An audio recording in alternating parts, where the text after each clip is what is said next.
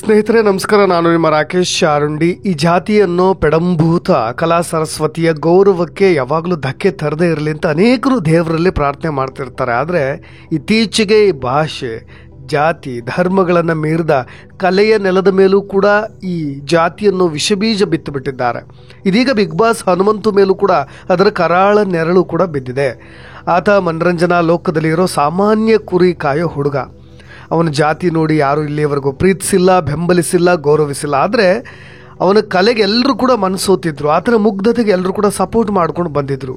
ಆದರೆ ಇದೇ big boss ಶೋನಲ್ಲಿ ಭಾಗವಹಿಸಿ ಎಲಿಮಿನೇಟ್ ಆಗಿರೋ ಹಂಸ ಹನುಮಂತು ಇಲ್ಲಿಯವರೆಗೂ ಸಿಕ್ಕ ಸಪೋರ್ಟ್ಗೆ ಜಾತಿಯೇ ಕಾರಣ ಅನ್ನೋ ರೀತಿಯಾಗಿ ಮಾತನಾಡಿದ್ದಾರೆ. ಅವನು ಗೆದ್ದರೂ ಕೂಡ ಲಮಾಣಿ ಹುಡುಗ, ದಲಿತ ಹುಡುಗ ಅನ್ನೋ ಕಾರಣಕ್ಕೆ ಗೆಲ್ತಾನೆ ಅನ್ನೋ ಮಟ್ಟಿಗೆ ಅವರ ಮಾತುಗಳು ಕೂಡ ಇದ್ದಾವೆ. ಸ್ನೇಹಿತರೆ, ಬಿಗ್ ಬಾಸ್ ಶೋ ನೋಡುವವರಾಗಿದ್ದರೆ ಹಂಸ ಅವರ ಮಾತಿಗೆ ನಿಮ್ಮ ಅಭಿಪ್ರಾಯ ಏನು ಅಂತಲೂ ಕೂಡ ಕಮೆಂಟ್ ಬಾಕ್ಸ್ನಲ್ಲಿ ತಿಳಿಸಬಹುದು. ಇದರ ಕುರಿತಾಗಿ ಒಂದಿಷ್ಟು ವಿವರಣೆಗಳನ್ನು ಕೊಡ್ತಾ ಹೋಗ್ತೀನಿ. ನಮ್ಮ ಕಾಲಕ್ಕೆ ನಮಗೆಲ್ಲ ಗೊತ್ತಿರೋ ಹಾಗೆ 90ರ ದಶಕ ಅದರ ಹಿಂದೆನೂ ಕೂಡ ನಾವು ಕಂಡಂಥ ಲೆಜೆಂಡ್ ಆ್ಯಕ್ಟರ್ಸ್ಗಳನ್ನು ನೋಡೋದಾದ್ರೆ ರಾಜ್ಕುಮಾರ್ ಆಗಿರ್ಬೋದು, ಅಂಬರೀಷ್, ಶಂಕರ್ ನಾಗ್, ಪ್ರಭಾಕರ್, ಇವರು ಯಾವ ಜಾತಿಗೆ ಸೇರಿದವರು ಅನ್ನೋದೇ ಗೊತ್ತಿರಲಿಲ್ಲ. ಆದರೆ ಈಗ ಅನೇಕ ಅಭಿಮಾನಿಗಳು ನಾವು ಜಾತಿ ಅನ್ನೋ ಕಾರಣಕ್ಕೆ ಕೆಲವೊಬ್ಬ ನಟರನ್ನು ಕೂಡ ಪ್ರೀತಿಸ್ತಾರೆ, ಆರಾಧಿಸ್ತಾರೆ. ಈಗ ಸುದೀಪ್ ಯಾವ ಕಾಸ್ಟ್ ಅನ್ನೋದು ಕೂಡ ಕೆಲವು ಜಾತಿವಾದಿಗಳಿಗೆ ಸ್ಪಷ್ಟವಾಗಿ ಗೊತ್ತಿರುತ್ತೆ. ಇನ್ನು ದರ್ಶನ್ ಯಾವ ಕಾಸ್ಟ್ ಅನ್ನೋದು ಕೂಡ ತಿಳಿದುಕೊಳ್ಳೋ ಕುತೂಹಲವನ್ನು ಕೂಡ ಕೆಲವು ಅಭಿಮಾನಿಗಳು ಕೂಡ ತೋರಿಸೋದುಂಟು. ಒಂದು ರಿಯಾಲಿಟಿ ಶೋನಲ್ಲಿ ಅವಾರ್ಡ್ ಯಾರಿಗೆ ಸಿಗಲಿ, ಯಾವುದೇ ಪ್ರೋಗ್ರಾಮ್ಗಳಿರಲಿ, ಅದು ಬರೀ ಕಲಾಲೋಕ ಅಂತ ನಾನು ಹೇಳ್ತಾ ಇಲ್ಲ, ಬರೀ ಬಣ್ಣದ ಲೋಕ ಅಂತ ಹೇಳ್ತಾ ಇಲ್ಲ, ಬೇರೆ ಲೋಕಗಳಿಗೂ ಕೂಡ ಇದು ಎಲ್ಲವೂ ಕೂಡ ವ್ಯಾಪಿಸಿಬಿಟ್ಟಿದೆ.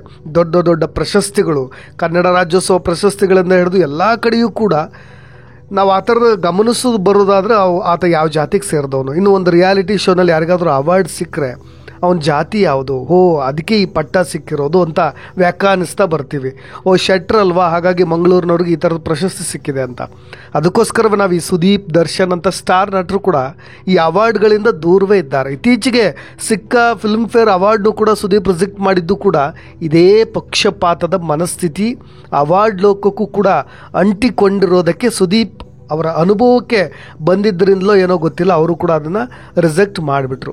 ಅದೇನೇ ಇರಲಿ, ಈ ಘಟನೆ ಬಗ್ಗೆ ಹೇಳ್ಬಿಡ್ತೀನಿ. ಹಂಸ ಆಡಿದಂಥ ಮಾತುಗಳು ನಿಮಗೆಲ್ಲ ಗೊತ್ತಿರುವಂತೆ ಬಿಗ್ ಬಾಸ್ ಕನ್ನಡ ಸೀಸನ್ 11 ಭಾಳಷ್ಟು ಜನ ಬಿಗ್ ಬಾಸ್ ಪ್ರಿಯರಿದ್ದರೆ ಪ್ರತಿದಿನ ನೋಡ್ತಾ ಇರ್ತೀರ. ಹನುಮಂತು ಅವರ ಸರಳತೆಗೆ, ಮುಗ್ಧತೆಗೆ ಅನೇಕ ಫ್ಯಾನ್ಸ್ಗಳು ಕೂಡ ಹುಟ್ಟುಕೊಂಡಿದ್ದಾರೆ.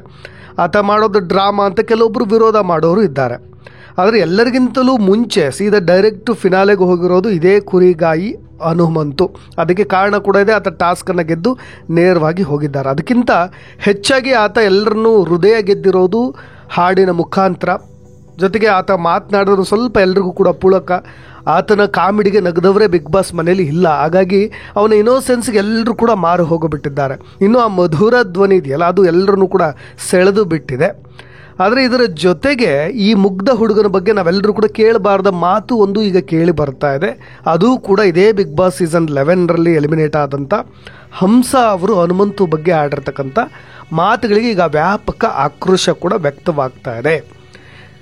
ಹಳೆಯ ಸ್ಪರ್ಧಿ ಹಂಸ ಅವರು ಈ ಜಾತಿ ಮೀಸಲಾತಿ ಅನ್ನೋ ಕಾರಣಕ್ಕೆ ಹನುಮಂತು ಅವರಿಗೆ ವ್ಯಾಪಕ ಬೆಂಬಲ ವ್ಯಕ್ತವಾಗ್ತಿದೆ ಅನ್ನುವ ಮಾತುಗಳನ್ನು ಮಾಧ್ಯಮಗಳ ಮುಂದೆ ಮಾತನಾಡಿದ್ದಾರೆ. ಅದರ ಜೊತೆಗೆ ಇನ್ನೂ ಕೂಡ ಮುಂದುವರೆದು ಇನ್ನಷ್ಟು ವಿಚಾರಗಳನ್ನು ಕೂಡ ಅವರು ಹಂಚಿಕೊಂಡಿದ್ದಾರೆ. ಅದು ಕೂಡ ಈ ಬಾಲ್ಯದಲ್ಲಿ ನಾವು ಶಾಲೆ ಕಾಲೇಜುಗಳಲ್ಲಿ ಓದ್ತಾ ಇರಬೇಕಾದ್ರೆ ಜನರಲ್ ಕ್ಯಾಟಗರಿಯವರು ಎಷ್ಟೇ ಓದಿ ಕಿತ್ತು ದಬಾಕಿದ್ರು ಕೂಡ ಅವ್ರನ್ನ ಕಡೆಗಣಿಸ್ತಾರೆ. ಅವ್ರನ್ನ ಅಷ್ಟು ಅವರಿಗೆ ಮೇಲ್ಪಂಕ್ತಿಯಲ್ಲಿ ಅವರಿಗೆ ಸ್ಥಾನಗಳು ಲಭಿಸೋದೇ ಇಲ್ಲ. ಇಲ್ಲಿ ಬಡವರು, ಹಳ್ಳಿಯವರು ಅಂದ ತಕ್ಷಣ ಜನ ತಲೆ ಮೇಲೆ ಹೊತ್ಕೊಂಡು ಮೆರೆಸ್ತಾರೆ ಅನ್ನೋ ಮಾತುಗಳನ್ನು ಕೂಡ ಆಡಿಬಿಟ್ಟಿದ್ದಾರೆ. ಅದು ಈಗ ಬಹಳಷ್ಟು ಜನರಿಗೆ ವಿರೋಧಕ್ಕೂ ಕೂಡ ಕಾರಣವಾಗಿರೋದು. ಇಂಥ ಕಲೆಯಲ್ಲೂ ಕೂಡ ಈ ಥರದ ಜಾತಿಯ ವಿಷಬೀಜವನ್ನು ಬಿತ್ತೋ ಕೆಲಸವನ್ನು ಮಾಡ್ತಿದ್ದಾರಲ್ಲ, ಇವರ ಮನಸ್ಸಿನ ವಿಕೃತಿ ಇಲ್ಲಿ ತೋರ್ತಾ ಇದೆ ಅನ್ನೋ ರೀತಿಯಾಗೂ ಕೂಡ ಮಾತನಾಡಿರೋದು. ಇಲ್ಲಿ ಹಂಸ ಹನುಮಂತು ಒಬ್ಬ ದಲಿತ, ಹೀಗಾಗಿ ಅವನ ಮೇಲೆ ಒಂದು ಸ್ವಲ್ಪ ಆತ ನನಗೆ ಸಪೋರ್ಟ್ ಮಾಡಿದ್ರೆ, ಈ ರೀತಿಯಾಗಿ ಆತನನ್ನು ಫಿನಾಲೆವರೆಗೂ ತಂದರೆ ಒಂದು ಇನ್ನೋಸೆನ್ಸ್ ವರ್ಕ್ ಆಗುತ್ತೆ ಅನ್ನೋ ರೀತಿಯಾಗಿ ಜನರ ಬೆಂಬಲ ಕೂಡ ಹೆಚ್ಚಾಗುತ್ತೆ ಅನ್ನೋ ರೀತಿಯಾಗಿ ನೇರವಾಗಿ ಆರೋಪ ಮಾಡಿರೋದು. ಈ ಮಾತಿಗೆ ಈಗ ಸೋಷಿಯಲ್ ಮೀಡಿಯಾದಲ್ಲಿ ಭಾರಿ ಆಕ್ರೋಶ ವ್ಯಕ್ತವಾಗ್ತಾ ಇದೆ. ಹಂಸ ಆಡಿದ ಮಾತನ್ನು ದಯವಿಟ್ಟು ವಾಪಸ್ ಪಡಿಬೇಕು, ಹನುಮಂತನಿಗೆ ಕ್ಷಮೆ ಕೇಳಬೇಕು ಅನ್ನೋ ರೀತಿಯಾಗೂ ಕೂಡ ಒತ್ತಾಯ ಮಾಡ್ತಾ ಇದ್ದಾರೆ. ಹಂಸ ಅವರ ತಲೆಯಲ್ಲಿ ಜಾತಿಯ ವಿಷ ಬೀಜ ತುಂಬ್ಕೊಂಡ್ಬಿಟ್ಟಿದೆ. ಬಡವರ ಕುರಿತಾದ ಅಸಹನೆ, ಒಬ್ಬ ಹಳ್ಳಿಗಾಡಿನ ಯುವಕ, ಆತ ಫೈನಲ್ವರೆಗೂ ಬಂದುಬಿಟ್ನಲ್ಲ ಅನ್ನೋ ಹೊಟ್ಟೆ ಉರಿ ಇದೆ, ಒಬ್ಬ ಲಮಾಣಿ ಹುಡುಗ, ಹಾಗಾಗಿ ಈ ರೀತಿಯಾದಂಥ ಸ್ಥಾನಮಾನಗಳು ಆತನಿಗೆ ಸಿಗ್ತಾ ಇದೆ ಅನ್ನೋ ರೀತಿಯಾಗಿ ಮಾತನಾಡಿದ್ರಲ್ವ ಅಂತ. ಇನ್ನೊಂದು ಕಡೆ ತಾವು ಒಂದಲ್ಲ ಒಂದು ಬಗೆಯ ಮೀಸಲಾತಿಯ ಫಲಾನುಭವಿ ಆಗಿದ್ದರೂ ಕೂಡ ದಲಿತರಿಗೆ ಕೊಡ್ತಕ್ಕಂಥ ಈ ಮೀಸಲಾತಿ ಕುರಿತು ಇಷ್ಟು ಅಸಹನೆ ಯಾಕೆ? ಈ ರೀತಿಯಾಗಿ ಅಸಹನೆಯಿಂದ ನಾಳಾಡ್ತಾ ಇರೋ ಹಿಪೋಕ್ರಾಟ್ ಜನವರ್ಗದ ಕೊಳಕು ಅಂಶಗಳ ಮಾತಲ್ಲಿ ಪ್ರತಿಧ್ವನಿಸ್ತಾ ಇದೆ ಅನ್ನೋ ಮಾತುಗಳನ್ನು ಕೂಡ ಆಡಿರೋದು. ಯಾಕೆಂದರೆ ಪ್ರತಿಯೊಬ್ಬರು ಕೂಡ ಒಂದಲ್ಲ ಒಂದು ರೀತಿಯಾಗಿ ಯಾವುದೋ ಒಂದು ಮೀಸಲಾತಿಯನ್ನು ಪಡಿತಾ ಇದ್ದೀವಿ. ಆದರೆ ಆತ ದಲಿತ, ಆತ ಲಮಾಣಿ ಹುಡುಗ ಅಂತ ಹೇಳಿದ ಕಾರಣಕ್ಕೆ ಈ ಜನರಲ್ ಕ್ಯಾಟಗರಿಯ ಮನಸ್ಥಿತಿಗಳು ಈ ರೀತಿಯಾಗಿ ಮಾತನಾಡಬಾರ್ದಿತ್ತು ಅಂತ. ಇದು ಕೇವಲ ಒಂಟಿ ಧ್ವನಿಯಲ್ಲ, ಈ ಥರ ಮಾತಾಡೋರು ಅನೇಕ ಜನ ಇದ್ದಾರೆ. ಕರ್ನಾಟಕದಲ್ಲಿ ಅನೇಕರ ಅಭಿಪ್ರಾಯಗಳು ಕೂಡ ಇದೇ ರೀತಿಯಾಗಿದೆ. ಈ ಥರದ ಮನಸ್ಥಿತಿಗಳಿಂದ ನಾವು ಹೊರಗೆ ಬರಬೇಕಾಗಿದೆ ಅನ್ನೋ ಆತಂಕವನ್ನು ಕೂಡ ಅನೇಕರು ವ್ಯಕ್ತಪಡಿಸಿರೋದು. ಸೂಕ್ಷ್ಮವಾಗಿ ಗಮನಿಸೋದಾದರೆ ಹಂಸ ಆಡಿದ ಮಾತುಗಳನ್ನು ಕೂಡ ಅದೇ ರೀತಿಯಾಗಿ ನಾವು ಥಿಂಕ್ ಮಾಡಬೇಕಾಗತ್ತೆ. ಯಾಕೆಂದರೆ ಯಾವುದೇ ಕಾರ್ಯಕ್ರಮದಿರಲಿ ಅವ್ರನ್ನ ಹೆಚ್ಚಾಗಿ ಈ ಥರದ ಇನೋಸೆನ್ಸ್ಗಳನ್ನು ಬೇಕು ಅಂತಲೇ TRPಗೋಸ್ಕರ ಹೈಲೈಟ್ ಮಾಡಿಬಿಡ್ತಾರೇನೋ ಅನ್ನೋ ರೀತಿಯಾದಂಥ ಅಭಿಪ್ರಾಯಗಳು ಯಾಕೆ ಕೇಳಿ ಬರ್ತಾ ಇದ್ದಾವೆ ಅಂದರೆ ಈ ಥರದವರು ಈ ರೀತಿಯಾಗೆಲ್ಲ ಮಾತನಾಡೋದ್ರಿಂದ. ಒಟ್ಟಾರೆಯಾಗಿ ಸೋಷಿಯಲ್ ಮೀಡಿಯಾದಲ್ಲಿ ಈಗ ಹಂಸಾಳಿಗೆ ಹುಗಿಲಿಕ್ಕೆ ಸ್ಟಾರ್ಟ್ ಮಾಡಿದ್ದಾರೆ. ಇನ್ನೊಂದು ಕಡೆ ಇದೇ ಹನುಮಂತವರ ಅಭಿಮಾನಿಗಳು ಕೂಡ ಸಪೋರ್ಟ್ ಮಾಡಲಿಕ್ಕೂ ಕೂಡ ಶುರು ಮಾಡಿದ್ದಾರೆ. ಹನುಮಂತ ದಲಿತ ಸಮುದಾಯ ಹುಡುಗ, ಆದರೆ ಈತ ಈ ಶೋಗೆ ನನ್ನನ್ನು ಕರೆದುಕೊಂಡು ಬನ್ನಿ ಅಂತ ಅವನು ಯಾವತ್ತೂ ಕೂಡ ಯಾರ ಬಳಿಗೂ ಕೂಡ ಅಂಗಲಾಚಿರಲಿಲ್ಲ. ಹನುಮಂತಗೆ ಈ ಶೋ ಹೇಗೆ ನಡೆಯುತ್ತೆ, ಹೇಗೆ ವರ್ಕ್ ಆಗುತ್ತೆ ಅನ್ನೋದು ಕೂಡ ಗೊತ್ತಿಲ್ಲ. ನೀವೆಲ್ಲರೂ ಕೂಡ ಆ್ಯಕ್ಟರ್ಸ್, ಹಂಗೆ ನಾವು ಗಮನ ಹರಿಸೋದವ್ರು ಅನೇಕರು ಕಮೆಂಟ್ಸ್ ಮಾಡ್ತಾ ಇರೋದನ್ನು ನೀವು ಗಮನಿಸಬಹುದು. ಎಲ್ಲರೂ ಕೂಡ ಅಲ್ಲಿರೋರೆಲ್ಲರೂ ಕೂಡ ಆ್ಯಕ್ಟರ್ಗಳೇ. ಆದರೆ ಹನುಮಂತು ಬೇಸಿಕಲಿ ಆತ ಆ್ಯಕ್ಟರ್ ಅಲ್ಲ, ಎಲ್ಲೋ ಹಾಡ್ಕೊಂಡಿದ್ದವನು ಅಲ್ಲಿ ಇಲ್ಲಿಯವರೆಗೂ ಕೂಡ ಜನ ತಂದು ನಿಲ್ಲಿಸಿದ್ದಾರೆ. ಇನ್ನೂ ಈ ಬಿಗ್ ಬಾಸ್ನಲ್ಲಿ ಅದು ಸ್ಟ್ರಾಟಜಿ ಅದು ಇದು ಅಂತ ಎಲ್ಲ ಭಾಳಷ್ಟು ಜನ ಮಾತನಾಡ್ಕೊಳ್ತಾ ಇರ್ತಾರೆ. ಅಲ್ಲಿ ಯಾವುದು ಕೂಡ ವರ್ಕ್ ಆಗೋದಿಲ್ಲ. ನೈಜತೆಗೆ ಆತನ ನಿಜ ಗುಣವನ್ನು ಮಾತ್ರ ಆತ ವ್ಯಕ್ತಪಡಿಸ್ತಾ ಇದ್ದಾನೆ. ಹಾಗಾಗಿಯೇ ಆತ ಇಲ್ಲಿಯವರೆಗೂ ಬಂದಿದ್ದಾನೆ. ನೀವು ಆತನನ್ನು ಕರ್ಕೊಂಡು ಬಂದು ಬಿದ್ದ TRPಯನ್ನು ಎತ್ತಲಿಕ್ಕೆ, ಲಾಯರ್ ಜಗದೀಶ್ ಹೋದ ಮೇಲೆ ಬಿದ್ದ TRPಯನ್ನು ಮತ್ತೆ ತರಲಿಕ್ಕೋಸ್ಕರ ನೀವು ಹನುಮಂತನ ಕರ್ಕೊಂಡು ಬಂದು ಈಗ ಆತನ ಮೇಲೆಯೇ ಈ ಜಾತಿಯ ಕಳಂಕವನ್ನು ಅಂಟಿಸ್ತಾ ಇದ್ದೀರಾ ಅನ್ನೋ ಮಾತುಗಳು ಕೂಡ ಕೇಳಿಬಂದಿದ್ದಾವೆ. ಏನೇ ಇರಲಿ, ಅನೇಕರು ಈ ಬಾರಿ ಗೆಲ್ಲೋದು ಹನುಮಂತನೇ ಅನ್ನೋದು ನಿಶ್ಚಿತವಾಗಿದೆ. ಮ್ಯಾಚ್ ಫಿಕ್ಸಿಂಗ್ ಥರ ಏನಾದರೂ ಆಗದೇ ಇದ್ದರೆ ಹನುಮಂತು ಗೆಲ್ಲೋದನ್ನು ಯಾರು ಕೂಡ ತಪ್ಪಿಸ್ಕೊಳ್ಳೋಕ್ಕಾಗೋದಿಲ್ಲ.